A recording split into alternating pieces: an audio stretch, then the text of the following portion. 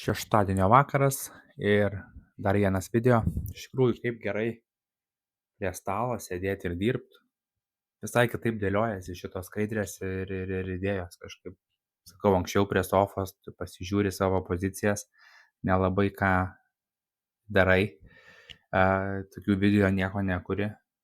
Ir nereikia kažkaip to ofiso ar kažkokio stalo, bet dabar taip fainai. Tai sekantis video, tai yra DeFi kaip verslas. Noriu paaiškinti ir palyginti ir pabandyti įrodyti, kad jeigu žiūrėsi į visą DeFi'aus pozicijas kaip į verslą, uždirbsi daugiau ir turėsi žymiai geresnį flow, nuoseklesnę analizę, sėkmingesnį galinį rezultatą. Tai ką aš turiu omeny DeFi kaip verslas? Tai visų pirma, DeFi'us jums teikia tam tikras paslaugas, pavadinkim. Ir versle lygiai taip pat tu nepradedi verslo iš oro. Ateini ir sakai, ai čia pakūriau tą, čia sudėliojau tą ir dabar tiesiog kažką čia parduosiu. Tu turi kažkokį nuoseklumą, turi susidėlioję strategiją, ką kursi, kaip kursi, dėl ko, su kuo ir kuri vieta, ką tau generuos. Tai DeFi lygiai taip pat. Aš sakyčiau, yra šitos 5 pagrindinės kategorijos. Tai yra nuo pačios paprasčiausios, kaip yra holdingas, tai yra paprasčiausiai long term bagas. Gal tai nėra visiškai DeFi'us, bet vis tiek, jeigu tu laikai kriptos ilgalaikiai perspektyvai, tai nors ir tu su jai nieko neveiki, tai įdėkim tai kaip verslo dalį. Tai pavadinkim paprasčiausias assetas, kurį tu turi. Tada turim lendingą. Lendingas yra pirmas dalykas, kuris tau gali generuoti kažkokias tai pajamas. Tai po lendingų eina uždirba APR visada. Reiškia, kad jeigu tavo assetai yra įdėti į lendingo poolą, į lendingo protokolą kaip Aave, Camino, Moonvelas, taip toliau ir panašiai, reiškia, tie assetai tau kažką jau generuoja. Tai nėra pagrindinės pajamos, bet tie pinigai jau yra įdarbinti. Arba, ką lendingas daro dar, tai suteikia borrowing power, jeigu to reikia. Tai yra prieš savo lendintus depozitus, tu gali skolintis ir dalyvauti kitose protokoluose, kitose veiklose su skolintų biudžetu. Pagrindinis dalykas DeFi be abejo yra liquidity poolai. Tai likvidumo poolai ir kitos DeFi strategijos, bet kas susijęs su leverage'u, tokie kaip DeFi Tuna arba loopingas, skolini, dasiskolini, liquid stakingas, restakingas ir panašiai. Tai tiesiog likvidumo poolai yra viena kategorija, pagrindinė, ir tada kitos DeFi strategijos. Tai tiesiog viskas, kas aplinkui tai sukasi. Tai yra esminis verslo elementas, kuris generuoja cash flow. Tai yra kiekvieną dieną generuoja kažkokias tai pajamas. Ir tada jau tu renkiesi iš šito cash flow, ką tau daryti. Ar tu nori reinvestuoti jas atgal į verslą, tai gali būti į lendingo protokolus, jeigu tie assetai atitinka, galbūt į long term holdingą, kažkokią dalį tiesiog nori dapirkti assetų, permesti long term walletus ir palikai ledgeriuose ar trezoriuose ar kad ir kur laikote. Ir tada arba išsimoki savo kaip atlyginimą. Ir paskutinė kategorija tai yra tradingas ir hedgingas. Tai pats kaip tradingas dalykas nelabai, bet vis tiek, jeigu jau dalyvauji, jeigu jau žinai, kas yra hyperliquid, futures marketai, opcionai, kripto ir panašiai, tai galima pritempti prie tradingo elemento. Ir jeigu tu hedgini, tai tavo tikslas šitam visam procese su tradingu ir hedgingu yra apsisaugoti nuo impermanent loss. Tai tavo pozicijos, LP pozicijos, tai aš taip vadinu tiesiog LP pozicija, tai yra liquidity provision. Yra kaip produktai, tavo verslo produktai. Vieni uždirba daugiau, kiti mažiau, vieni po kurio laiko nebeuždirba, dėl to tenka juos keisti, modifikuoti ar net išimti iš prekybos. Ar ne, tai jeigu tu turi kažkokią, tai tarkim, e-comą, kažkokią tai parduotuvę, tai taip pat kaip tu turi produktus ir kažką pardavinėjai, lygiai taip pat yra ir su DeFi'aus LP pozicijom. Tu paprasčiausiai lygiai taip pat jas turi prižiūrėti, nes vieni tavo produktai versle tau uždirba pajamas, kiti neuždirba, kiti mažiau uždirba, kiti daugiau. Ir lygiai taip pat DeFi'us, vieni pūlai uždirba daugiau, vieni pūlai uždirba mažiau. Ir tu visada turi tą situaciją stebėti ir į tai žiūrėti kaip iš verslo perspektyvos. Ok, aš turiu tokius ir tokius pūlus, jie uždirbinėja tokias ir tokias pajamas, ar mano kapitalas veikia kaip įmanoma efektyviai. Nes jeigu tu kažkur esi įdėjęs $10,000 į vieną iš pūlų ir jis tau uždirbinėja, sakykime, $100 į mėnesį, kai ta pati suma kitam pūlė tau uždirbinėtų su panašia rizika, uždirbinėtų tarkim 2,000 į mėnesį, kas yra gerokai didesnis skirtumas. Tai tu visada turi į tai ir žiūrėti, lygiai taip pat ir versle. Jeigu tau kažkoksai tai produktas važiuoja, tu ant jo double downini, tu dedi daugiau reklamų, didesnį biudžetą keli ir panašiai. Niekadagi nekelsi didesnio adų biudžeto ir panašiai ant produktų, kurie tau nevažiuoja, ant kurie tau nesiselina. Lygiai taip pat ir su DeFi'u. Lygiai tas pats yra ir su nuostoliais. Ta prasme, fiksuoti minusą nėra blogai, jeigu tavo produktas, kitaip tariant, LP pozicija, nebevažiuoja. Jeigu tu matai, kad tavo lėšos gali generuoti daugiau su ta pačia rizikos skalė, why not? Tiesiog uždarai poziciją, pasiemi kažkokią tai mažą losą, kaip pavyzdys, perkeli kapitalą dirbti kitur, kuris dirba efektyviau ir uždirba daugiau, bet rizikos nėra, rizikos atveju tu nepasididini rizikos savo, why not? Nereikia įsikabinus laikyti, lygiai taip pat kaip ir versle, jeigu tu turi produktą ir tu matai, kad jisai visiškai nevažiuoja. Kad ir ką tu darytum, nublemba, losas. Tu kažkiek laiko toleruosi nuostolį, kol finalė sakysi, žinai ką, užtenka ir tą produktą išimsi iš prekybos ir sustabdysi visus kostus, adus, viską, kas buvo susijęs su to produktu. Lygiai taip pat ir DeFi. Jeigu yra pozicijos, kurios nevažiuoja, tiesiog negeneruoja fees, gal tu tikėjai, kad tau sugeneruos daugiau fees, kai dėjai į pūlą ir pūlo aktyvumas sumažėjo ir tau tiesiog neužtenka. Nu, ta prasme, tavo $1,000 tau gali uždirbinėti, tarkim, 100 į mėnesį nesudėtingai. Ta prasme, 10% į mėnesį su šiek tiek agresyvesniu rizikos profiliu tu gali drąsiai darytis.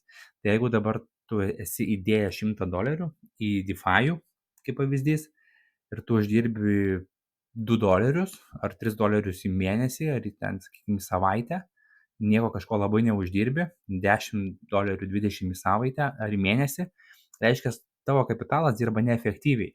Nors tu ir dalyvauji DeFi'um, viskas gerai, bet tu tikrai gali efektyviau tai naudoti. Ir yra labai svarbu žiūrėti į priekį ne poros dienų fazėje, bet poros mėnesių ar net ketvirčio.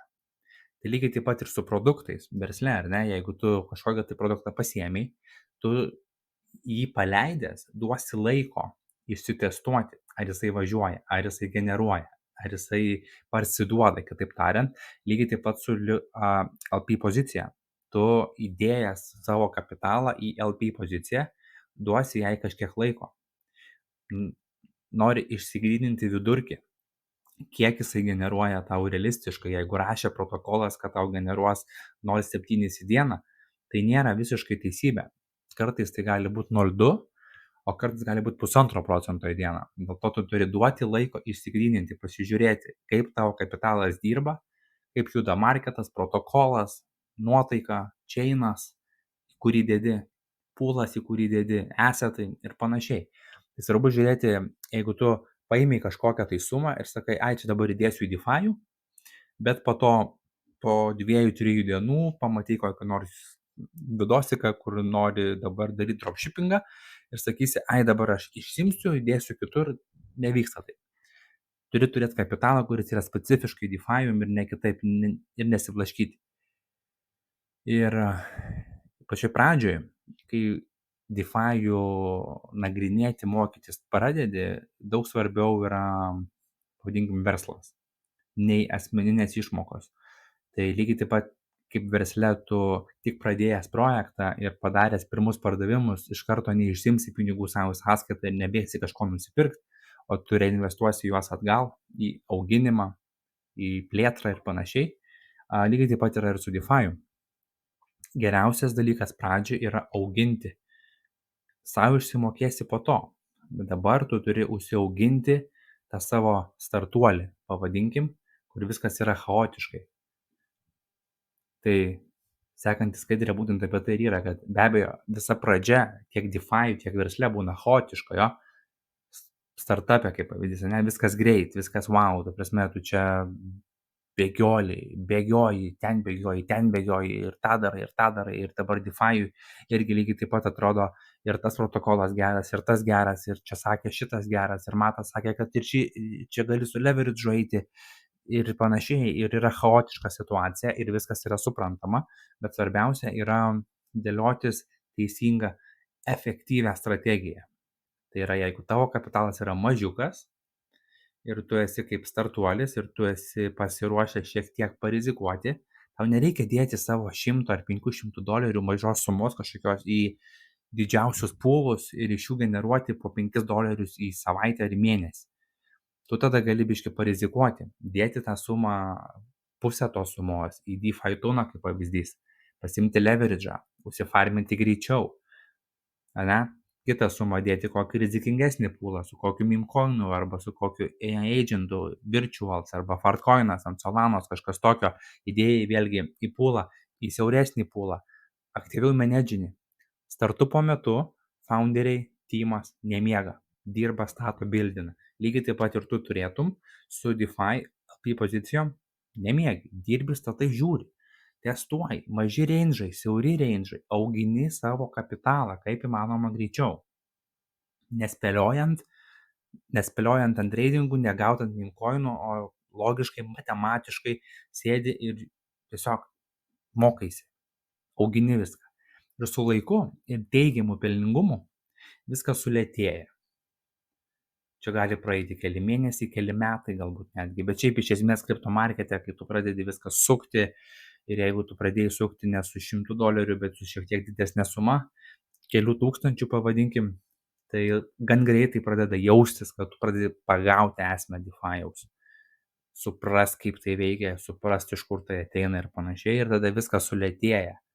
Tada kapitalas tavo pradeda dirbti lėčiau, su mažesnė rizika, bet generuoja tą patį ar net didesnę grąžą. Tai versle prasideda ta branda, tai ta prasme ir tavo kaip DeFi liquidity providerio prasideda branda, kada tu jau turi didesnį kapitalą, jau keliasdešimt tūkstančių kapitalą, gal net 100-tūkstantinį kapitalą, nesvarbu, gal turi kitų žmonių, menedžmento kažkokių tai sprendimų ir panašiai. Ir jau tu į tai žiūri visiškai iš kito kampo, tu jau nebe startiniai būsenoj, bet jau išsimušinėjai į viršų ir jau tu gali dėti saugesnės vietas į fiksuotą yieldą, ant pendul kaip pavyzdys, jau tau lendingas generuoja pakankamai kažkokias tai, kaip pamena, tau lendingas generuoja jau kažkokias tai apčiuopiamą cash flow, nors ir nes iš lendingo yra sudėtinga uždirbti daug, nes tau reikalingi labai dideli kapitalai. Bet kai tu pradedi tą visą brandą jau pajausti ir turi prieigą, ar turi savo, ar prieigą, ar kažkaip tai tu valdai didesnius kapitalus, tu jau tada gali labai drąsiai mažinti riziką, o uždirbinėti tuos pačius skaičius. Nes kapitalas didesnis dirba, tiesiog kaip yra tas posakis, maži pinigai daro mažus pinigus ir dideli pinigai daro didelius pinigus. Tavo tikslas su maža pinigų suma, kaip įmanoma greičiau užsifarmint, pavadinkim, užsiauginti kapitalą. Ir DeFi'us tam tą padaryti leidžia, jeigu tu sėdėsi ir žiūrėsi. Maži range'ai, leverage'as, dėlioji, augini, žaidi, mokaisi. Tai lygiai tas pats ir su LP pozicijom. Svarbiausia yra teigiamas augimas, net pelnas.